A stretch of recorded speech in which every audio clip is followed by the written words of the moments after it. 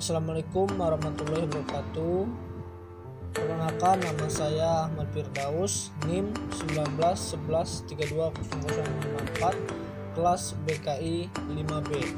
Mata kuliah Konseling Dakwah, dosen pengampu Ibu Asniti Karni MPD Kons. Baiklah, saya akan memberikan layanan informasi, yaitu cara belajar yang efektif dan menyenangkan. Untuk teman-teman, selamat menyaksikan video layanan informasi berikut ini.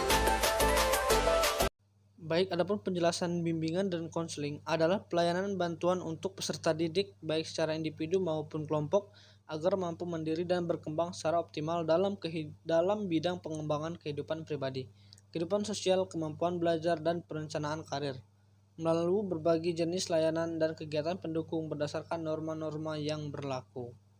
Yang kedua, layanan penjelasan informasi.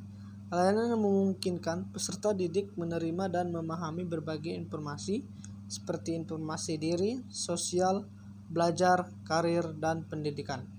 Adapun tujuan layanan informasi adalah membantu peserta didik agar dapat mengambil keputusan secara tepat tentang sesuatu dalam bidang pribadi, sosial, belajar, maupun karir berdasarkan informasi memadai yang diperolehnya. Di sini kita cara belajar yang efektif dan menyenangkan. Yang pertama itulah tentukan tujuan belajar. Seperti setiap orang pasti mempunyai cita-cita untuk menjadi orang sukses dalam bidang apapun. Untuk itulah belajar sangat penting bagi teman-teman dengan menentukan tujuan belajar. Yang kedua, belajar dengan disiplin.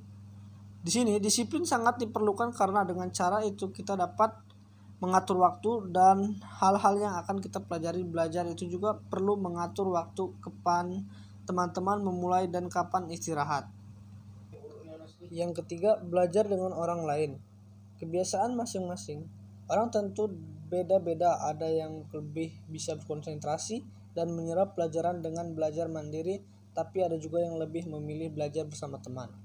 Yang keempat, cari tempat yang nyaman. Di sini adalah salah satu yang mendukung teman-teman dalam belajar adalah lokasi belajar. Tempat yang nyaman juga mempengaruhi teman-teman dan berkonsentrasi. Suasana yang nyaman akan membantu otak bekerja lebih mudah. Yang kelima, minum air. Minum air putih. Di sini kita harus memperbanyak minum air putih, yaitu memiliki fungsi alami untuk membuat tubuh menjadi segar, apalagi setelah berkonsentrasi lama belajar atau mempelajari sesuatu. Sediakan segelas air putih di saat teman-teman belajar. Yang keenam, kenali tipe belajarmu. Kadang seseorang tidak bisa mendapatkan hasil yang maksimal saat ulangan atau ujian, bukan karena mereka tidak bisa, tapi hal tersebut terjadi karena cara belajar mereka yang salah. Yang ketujuh, buat catatan. Saat guru menjelaskan materi pelajaran di sekolah, tidak ada salahnya jika Anda meringkas atau yang teman-teman dengarkan sebuah catatan kecil. Hal ini akan memudahkan teman-teman apabila mengulangi pelajaran ketika di rumah. Yang kedelapan adalah olahraga. Sebelum belajar, olahraga sebentar untuk mempersiapkan tubuh dan otak menghadapi pelajaran. Cukup setengah jam. Jogging atau yoga bisa mempertajam kemampuan otak dan konsep barunya pekerja otak. Yang terakhir, cemilan dan mendengarkan musik. Di sini belajar terus-menerus membuat kita lelah, badan dan mata kita akan mulai lemah dan konsentrasi pun menurun. Kita harus butuh istirahat sejenak dengan makan cemilan dan mendengarkan musik.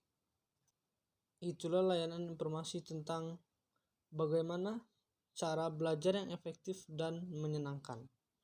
Semoga bermanfaat kepada kita semua, dan saya akhiri wabillahi taufiq wal hidayah. Wassalamualaikum warahmatullahi wabarakatuh.